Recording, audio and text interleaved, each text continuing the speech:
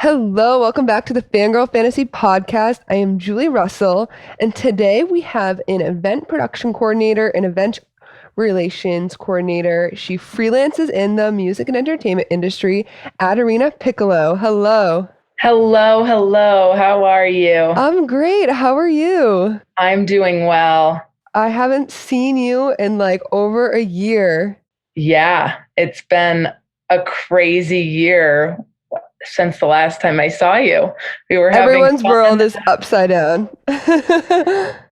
So, you freelance in the music and entertainment industry. I feel like that's hard to do to begin with. And now with the pandemic, it's obviously much harder. For those who don't know what freelance is, can you kind of give that explanation? Yeah, absolutely. So freelance is pretty much you are working for yourself. You're getting your own gigs, contracting yourself onto it could be really anything. There's a lot of people that stay in one lane, or people like myself who do a bunch of different roles, from artist relations to VIP to guest services. So basically, I am just contracted. Sometimes weeks at a time, sometimes for a few days. Sometimes I don't have gigs for a few months and then I get back on the road. So it just really depends. But freelancing, you just really are hustling and grinding at all times and making sure you are getting your next gig. The struggle is real. You have to be a people pleaser. You have to be good at your job to be a Yeah. freelancer. Yeah, you have to be really good at a lot of things. You have to be dedicated to it and committed to it. Because if you're not hustling and you're not thinking forward for your next gigs, even though you may have like your next 5 months lined up and you don't have anything after that, you are on the road and you aren't going to have time to figure out what's next. So you really have to like be on top of things and self-motivated to kind of get to a good place in freelancing. How long have you been doing it for? I've been doing it since I got into the industry, which was, well, I would say 6 years now, but this year doesn't really count too Count. much. It counts. We'll give you the 6 years. Yeah. What was your first gig that you ever did that you realized, okay, this is what I want to do? My first gig was actually when I started interning at Live Nation. I finished college, and then I went back to Connecticut and I interned for the summer with the amphitheater and theater over in Connecticut. And through that was where I knew right away that it was going to take me to places I didn't even know of. And so from then on, it was just like the constant grind and hustle of finding different jobs. I was like not someone who just wanted to settle on one job position or company. And it just kind of trickled down from there of being a freelancer this whole time. So you do event production, artist relations, Yeah. operations. Yeah, I started off in the industry. My first gig, actually, when I finished my internship, I moved out to Austin, Texas. And so that's where my, so to speak, big break in the industry happened. And from there, I've just kind of traveled everywhere for my work. But Austin, I got my first VIP gig, and it was like working a country tour at the arena in Austin. And so for like 2 years, I was just doing VIP and guest services, and that like led me to larger clientele and bigger events and all that. And I've always been fascinated and interested working in back of house and working with artists. And so that led me to the production and artist relations roles that I carry on now. And I plan on staying in it, but it really depends on the gigs. I'll take whatever, but that's where my lane is. So when you say you were handling VIP, what does that mean for those who That aren't aware? means like you're someone who is going to be the face of whatever event it is. So let's just say it's ACL Fest in Austin. They have many different moving parts of their VIP. There's like golf cart transportation. There's a VIP area with the VIP bar. There's VIP viewing. There's early access lines. There's all these things and elements that go into all of these VIP packages. And you have to, some jobs could consist of checking people in, managing lines, or simply just setting up and breaking down VIP areas, making sure everything is all set, overseeing the security staff and different staff throughout the event that are like catering it, and making sure all is good. Or like if there's golf cart services through an event, then making sure that that's all on track. So pretty much just like overseeing and wearing many hats. And that's pretty much mostly my roles, any kind of role I'll get. That's so interesting to me because when I think VIP, that was not what I thought you were going to say. Really? No, I thought it was like VIP ticketing or VIP meet and greet packages. Yeah. And that's literally exactly, that's what I thought you were about to say, is that you made a like meet and greet line. It could be, but VIP is, I guess I gave you like a more elaborate VIP role, but there are simpler ones. Like, of course, there's some people, like some tours that are just meet and greets and stuff and VIP. So that would pretty much be the same thing on a smaller scale. So you're checking those people in, managing that line, like coordinating with security and their management teams and making sure the whole flow of meet and greet goes well and how they're going to get their pictures and so forth afterwards. So it's really cool because depending on the situation, it could be a very small scale or a lot. So you're always on your toes. You're always managing something different. It's never a boring day. No, never. And then you also do artist relations. So what would that entail as well? So I love artist relations. I mostly work as an artist hospitality manager.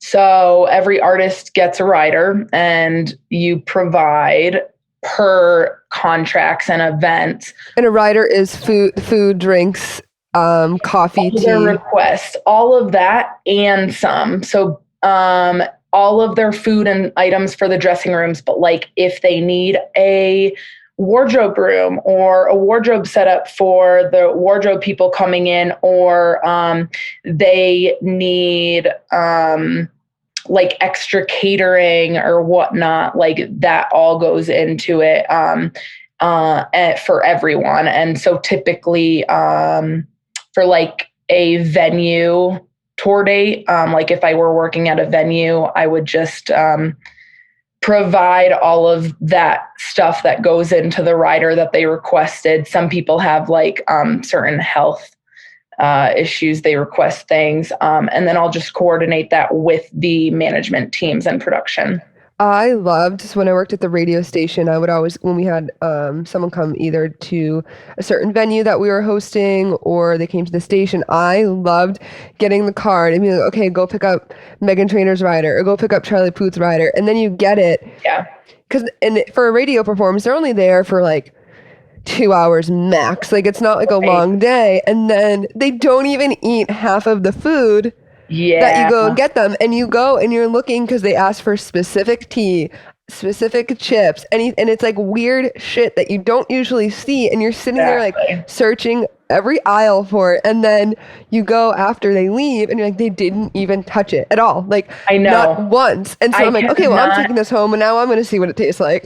Exactly. I can't tell you how many times, and I feel so bad because I hate wasting food. I feel so bad every time I go into a room afterwards and it's like this really nice artisan cheese and meat tray they've specifically requested. And we we get in contact with management and stuff a couple days out just to make sure that they still want everything in their rider. And of course, they'll go ahead and say yes, because they're covering themselves essentially too. Like, you don't know, one day the artist will want it, one day the artist won't, but you still have to provide it. And so I'll go into a room and there will be so much on the meat tray. I'm like, why did I put all this time and effort I know. ordering this great tray? But yeah, it's a hit or miss sometimes. Definitely. Is there a gig or an event that you worked that's been your favorite one that you were kind of like, oh shit, I made it. Like this is something that I've been dreaming of doing and I finally got to work with this artist or work at this venue. Like I did it. Right. I honestly, there's not a specific event for me because every event has its own special meaning to me for different reasons. What speaks to me is the people that I work with throughout the event and how it goes with the artist, because I try not to, but there's just sometimes that you get so like upset with yourself and down on things because of how things go with certain artists on certain levels. And there's definitely moments in my life that I've been like, wow, this is insane. I can't believe I just like went through that. Like the last big event I did was Astroworld last year in November. I've done it the 2 times that it's happened.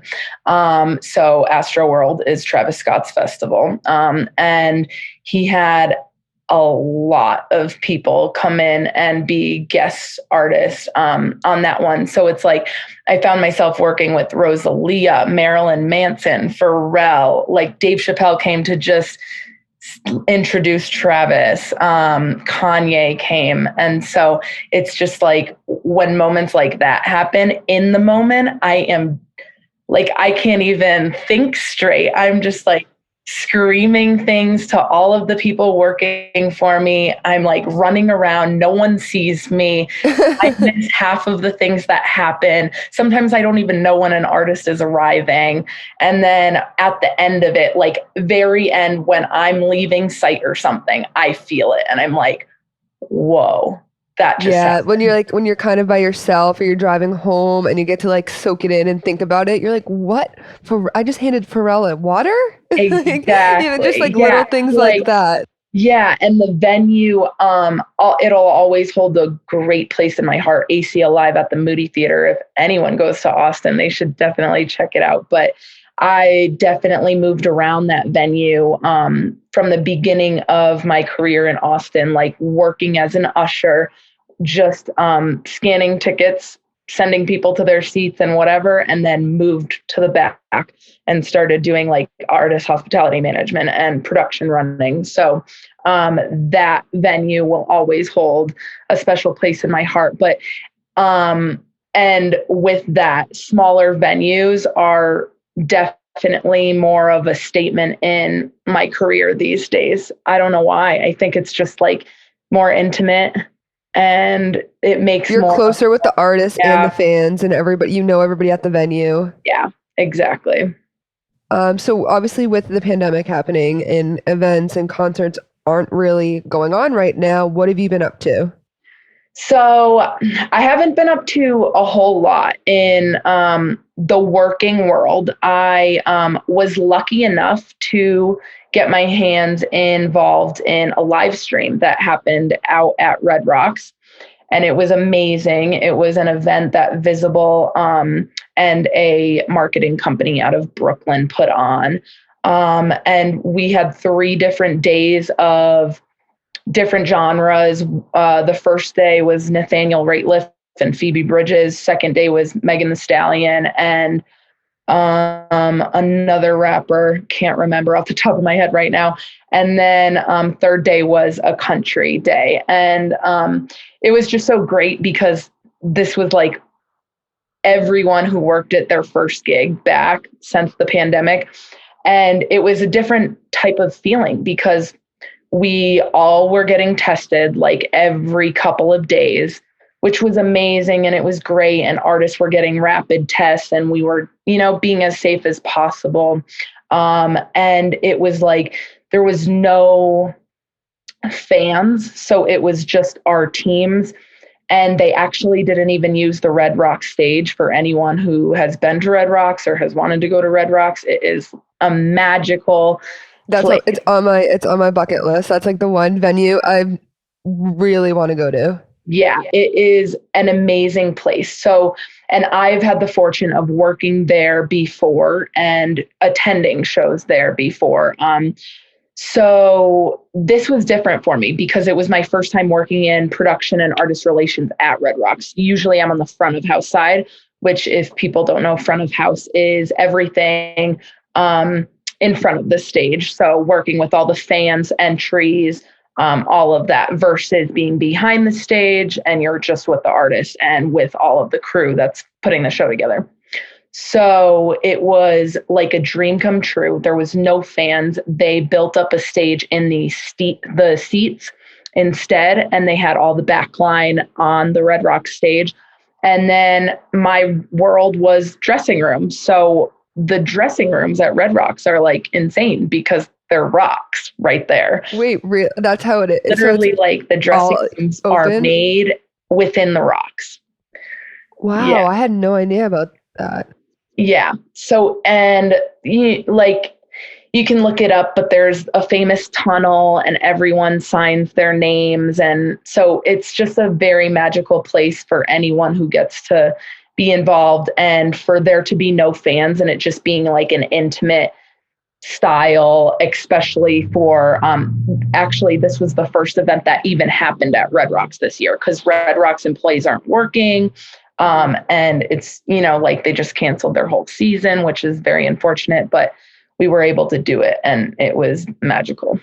Oh, that's amazing. And you're back there now, correct? You're in Denver? Yes, I am. I'm actually currently in Boulder, but I go back and forth between Denver and Boulder. And I do have a great network here. And I'm hoping that throughout these next few months, with talking and communicating and networking, which is pretty much how my whole freelance career has gone. Of course. That I get some things lined up because really the only alternative for me right now is pivoting into hopefully not a whole new world, but like I really want to try and stick with artists. It's just agencies are laying off, labels are laying off. I know, it's so sad. So it's tough. So it's like I have to sit down, figure out what my skills are because all my skills are pretty much on site. So I have to figure out how I can put that on paper and figure out how to resell myself to like a Monday through Friday. I can sit at a desk and answer a phone and you're like in your side, you're like, please don't make me do that. Please don't make me do that. Exactly. So I'm trying my best to make it as comforting for me to move into something different if I have to until the industry comes back.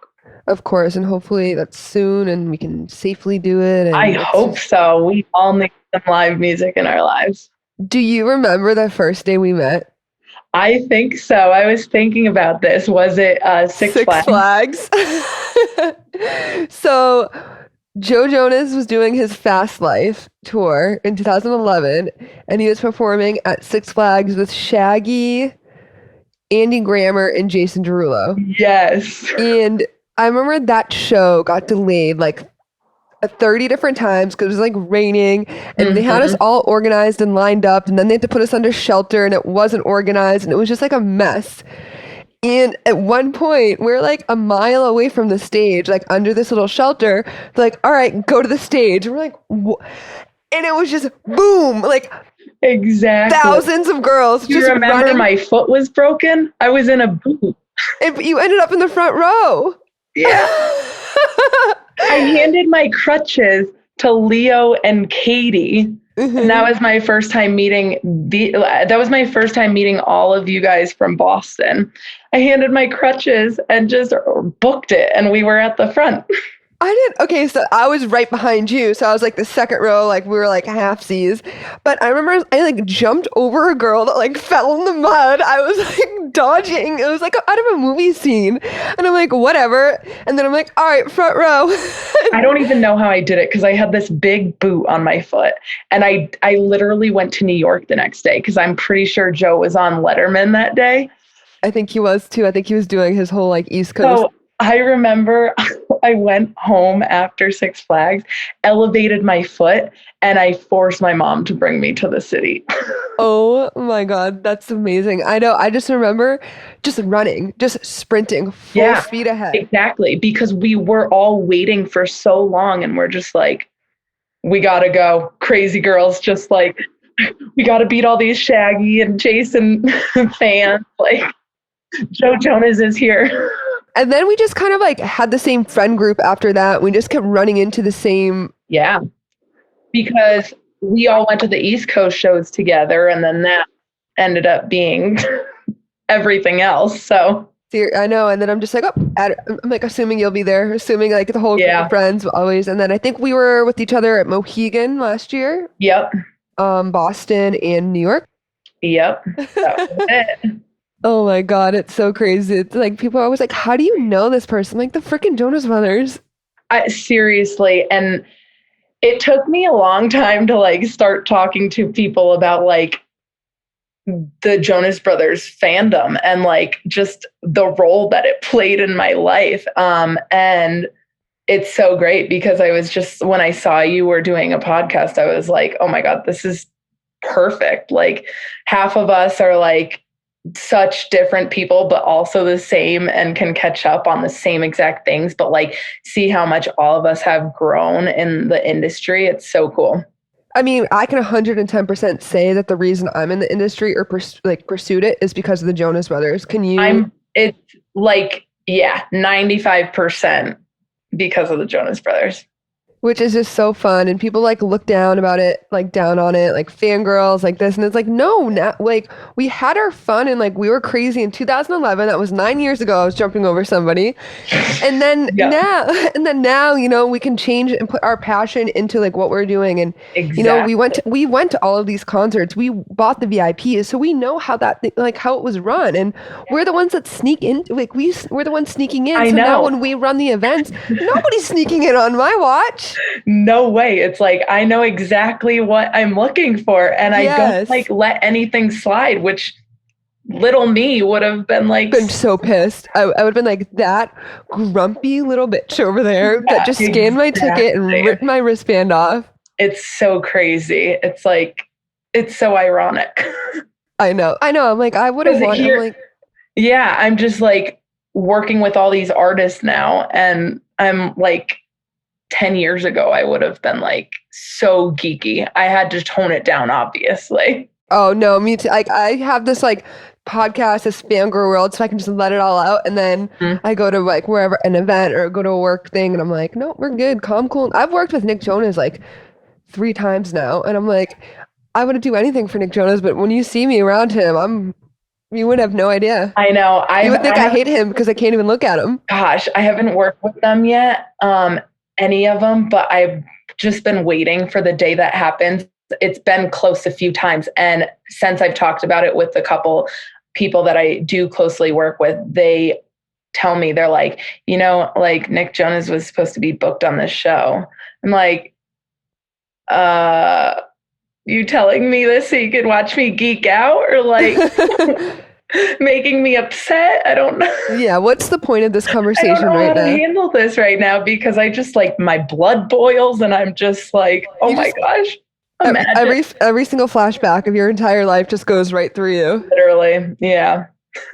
Is there a concert that you wish you went to before and you didn't go to because you're like, oh, I'll see them like the next time they come around, or like they'll tour again and I'll go see them, and now you're kind of like kicking yourself in the butt and you're like, I really should have went and saw them.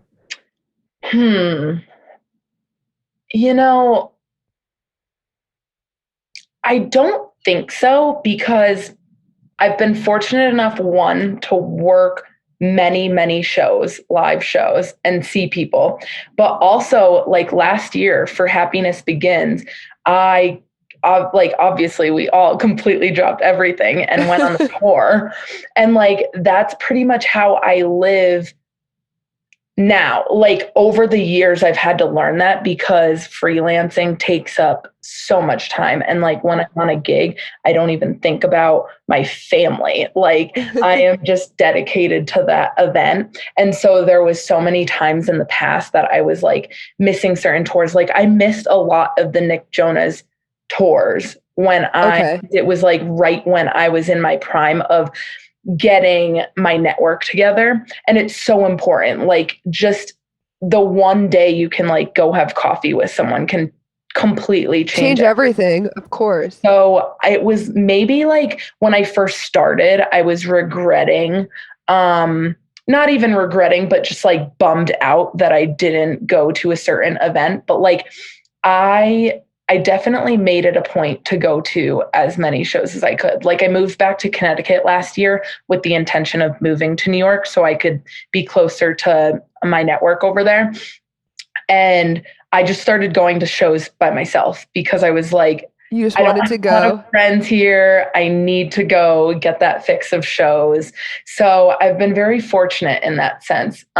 There's probably a few, like Glass Animals is someone that keeps coming up and I've never seen. And there's been certain times like at festivals, I could have been able to see them, or a venue that I worked at and like didn't. So there's definitely moments that I'm like, oh, I should have, because I end up getting so tired at some gigs, unfortunately, and then just end up not seeing Yeah, certain. you're just like, I'm gonna sit back here for the next 20 minutes while I have nothing else to do and can like relax. So there's moments like that that I'm like, oh, you just need to like get over it and go see these people. Yeah. Is there a bucket list show or an event that you would like to work? Um, I'd like to work a festival out in Europe. Have you ever been international working yet? I have Mexico. Okay. I've worked some gigs in Mexico. The company that I started working with in VIP and guest relations roles did like 5 different events out there. And I had gone for like 4 years to help put those on, which was amazing. But I've always really wanted to go out to Europe because international work has been on the top of my list. Even now, there are like a lot of these different countries, like New Zealand and stuff, they're putting them on right now and they're doing it Yeah, safely and successfully. It's crazy to watch. And I'm just like, I help know. us, let us I do that know. It's next. so crazy because we can't even get there to do it. I know, I'm seriously. like, when am I gonna be not held captive and can like, because I would totally be the person who, and I've looked before, like to go. Australia is one place that I also really want to go work. I want to go to Australia so Australia bad. has so many events. And so I've looked a lot of times into different events to work there. And I just haven't like paid for a visa to go out there. And so I'm just waiting for that moment when I do for Europe or Australia. And I just go You just for got to it. take the leap. Take the leap. It'll be worth. It'll be scary before, but Yeah. so worth it once you do Yeah. it. Yeah. You only regret the things that you don't do. 100%. What are you looking forward to after the pandemic, concert wise? Like, who are you looking forward to see? Who are you looking forward to work with? I'm definitely looking forward to the Jonas Brothers going to Vegas because that Do you was think they're going to reschedule it? I would hope they do. I have high hopes for it. You can't really judge anything these days. I So, know. yeah. And then I was really, Dreamville is a great team that I've worked with. And I was really excited for like J. Cole and Earth Gang to go back on tours and stuff like that. And that's another festival that is like a highlight. So probably just like people like that. I've definitely gotten more inclined to just like not so high arena status artists actually working the shows that I've worked.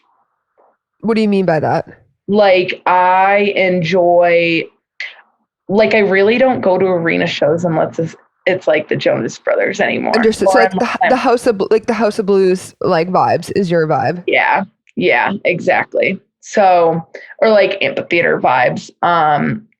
No one like super strikingly big. I don't know why. I think like, I don't know. I've probably just worked with, Like who are your top three artists right now that you're listening to? um, always the Jonas Brothers. Duh. That's a given. Earth Gang, really great hip hop band that I am always listening to. And Grizz, he's an electronic artist. Grizz is like all time favorite. So I'm very You're all over the place. these days. Yes. Yeah. It's like I'll always have my first loves. But there's so many people out there, and going to Austin really broadened my genres. And like I listen to so many different indie bands. You know what? Actually, Tame Impala is someone that I've seen a few times, and I was so ready for their next tour. Tame Impala is like going to be one of the first ones I go out to see when They'll shows be are they'll back. be the first ones when they announce a tour. You're like, okay, I'm going. Yeah, exactly.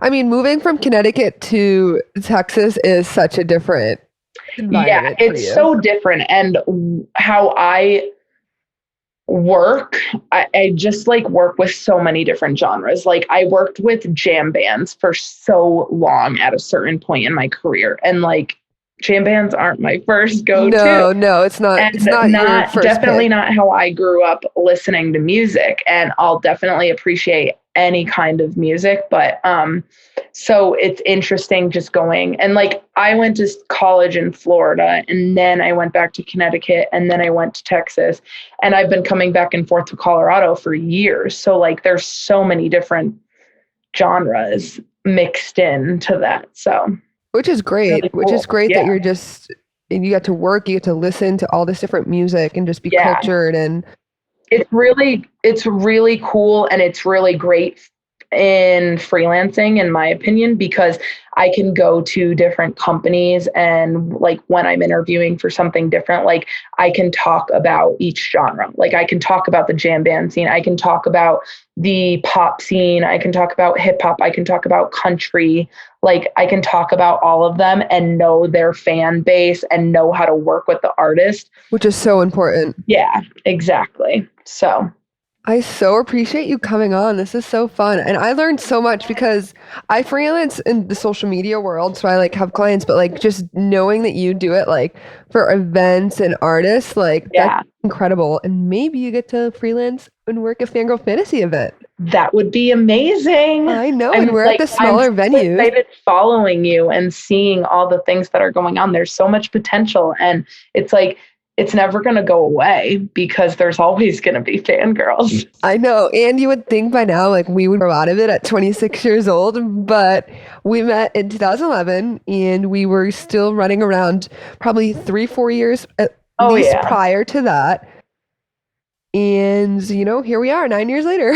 Yeah, and 2019 proved that one too with Happiness Begins. So we're Literally, still I've never shown up to like a venue before and been like, hello, okay, you have a kid, you're married, you're doing this. I'm like, I'm doing great, but not, I have a dog. That's it. exactly. Or like I'm solo and I just drove cross country to Colorado because I can. Like Yeah, literally. It's so funny and I love it, the relationships that we've built and the friendships and yeah. knowing that we can just reach out. Like we haven't talked in like a year and you're like, "Hey." I'm like, you're like, "I would love to come on the like I'm like, "Yes, this is awesome. I'm so excited." It's so great. This is literally it's how I live my life, and I think it's one of the most important skill sets to have. You just got to put yourself out there, be outgoing, and like your friendships, just keep them close. Like I believe that your network is the most important thing. I go into any work event, any meeting with, I never want someone to think Julie is hard to work with.